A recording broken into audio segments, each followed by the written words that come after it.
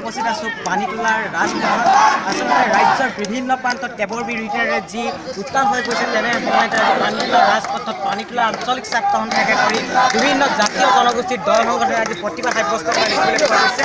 ইয়াত আমি সমগ্ৰ পৰিৱেশ দেখা বিচাৰিছোঁ। আচলতে যিসকল নেতা গঠিত আচলতে যিসকলে কেৱল ফাঁচি দি তেওঁলোকে প্ৰতিবাদ দেখা পাওঁ যে আঞ্চলিক ছাত্ৰ সন্থা সংশোধনী আইন 2016 আমি কেতিয়াও মানি নলওঁ আৰু নামানো আৰু আমি নহওঁ। নাগৰিকত্ব বাতিল কৰিবই লাগিব। ভাষা সাহিত্যৰ পৰা ভ্ৰমণ জনাইছে। আমি এই কেবৰ বিৰোধিতা কৰিছোঁ।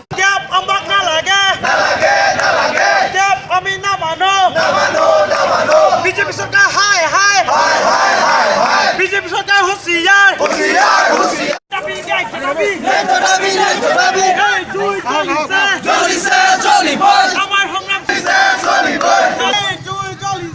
আমি মানি ল'ব নোৱাৰো।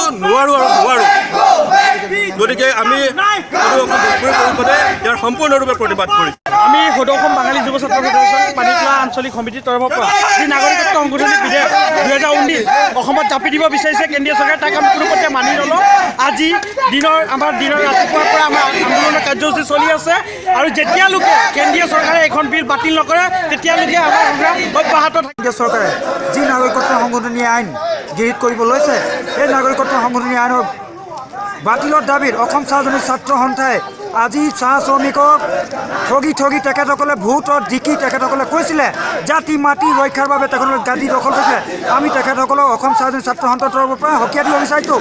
যদি আমি তেখেতসকলক জিকাব পাৰোঁ, হৰাবও পাৰোঁ, আৰু যি এই নাগৰিকত্ব সংশোধনী আইন গৃহীত কৰিব বিচাৰিছে আমি কেতিয়াও মানি ল'ব নোৱাৰোঁ।